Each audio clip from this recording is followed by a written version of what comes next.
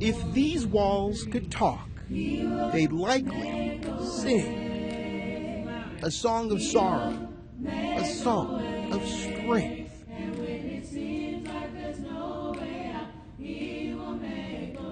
It's been a year. Just living on without it's kind of hard. And what a year it has been. She took away my heart. She took away my soul. She took away everything. 1 full year since these church walls have heard the voice of Botham Jean. His voice was definitely a gift from God. But there's a love that lingers, that remains long after you're gone.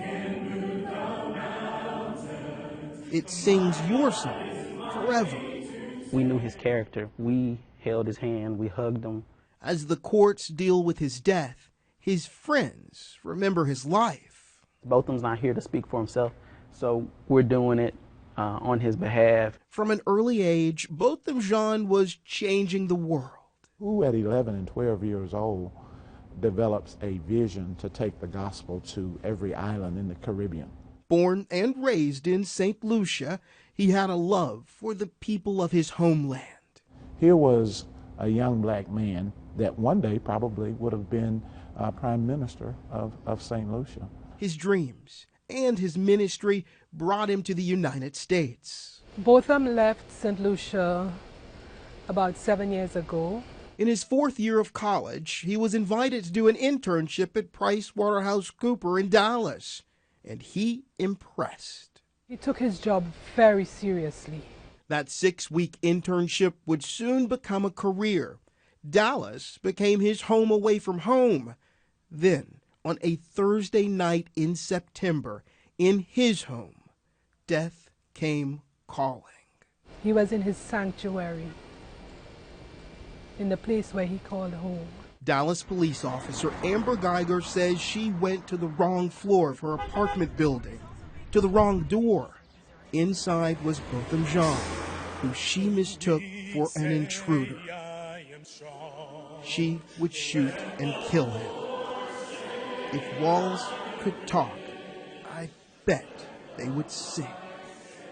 Today, Botham would have been worshiping to the best of his ability. Spirit of the Lord. And for these friends, whom he loved like brothers, they sing the last song he sang, the last time they saw him alive. It's a hard worry, but to keep pushing. Like, he wouldn't want me to stop.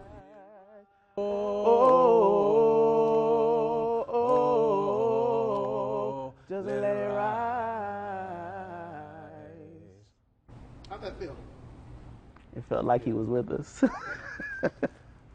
And if a song is in fact like a message from an old friend, they know Botham would say forgiveness is the final verse. And while what Amber has done is very painful, I truly believe that if she were to walk through the door, she would be treated with the utmost respect, and she would be able to physically touch and see and feel the love that this congregation would embrace her with. Geiger, they say, is welcomed any Sunday. And Sundays are for singing. Even though one of their favorite voices is gone. Botham, thank you for being who you are. If walls could talk, surely they would sing. In Dallas, Larry Collins, NBC5.